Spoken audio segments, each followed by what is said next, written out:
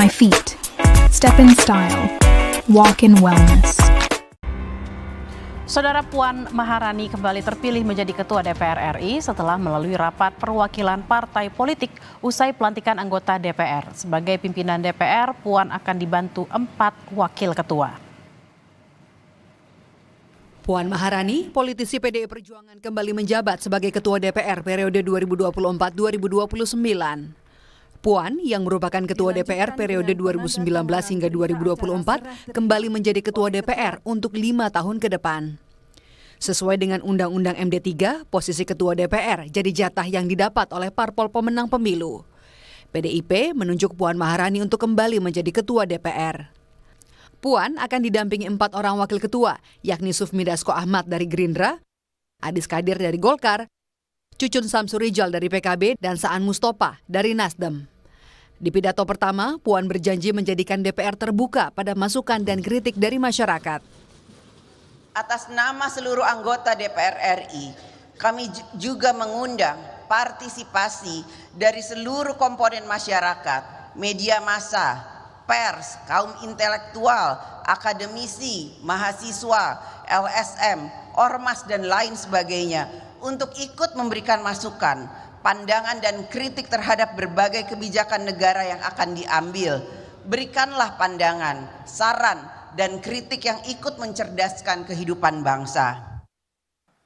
Usai penetapan pimpinan DPR, anggota Dewan bakal membahas sejumlah agenda, termasuk jumlah komisi dan alat kelengkapan Dewan.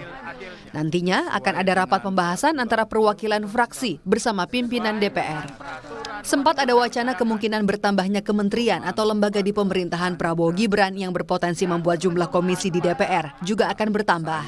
Sekretaris Jenderal Partai Amanat Nasional Eko Patrio sempat menyinggung soal bertambahnya komisi DPR RI dari semula 11 komisi menjadi 13 komisi. Eko menambahkan, jika memang ada penambahan komisi, harus ada kontribusi yang diberikan pada komisi tersebut. Ya, ini makanya belum diputuskan, kita nggak tahu nanti pas lagi paripurna mudah-mudahan sudah ada putusannya dan kita berharap sudah tahu harus menyikapi seperti apa. Pastinya kita akan nyiasatin karena kan kebetulan nanti mitranya akan bertambah.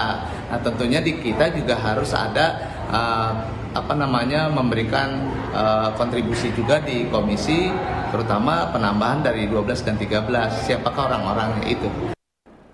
Penambahan komisi yang saat ini jadi wacana diharapkan juga diimbangi dengan kinerja anggota DPR yang terakselerasi.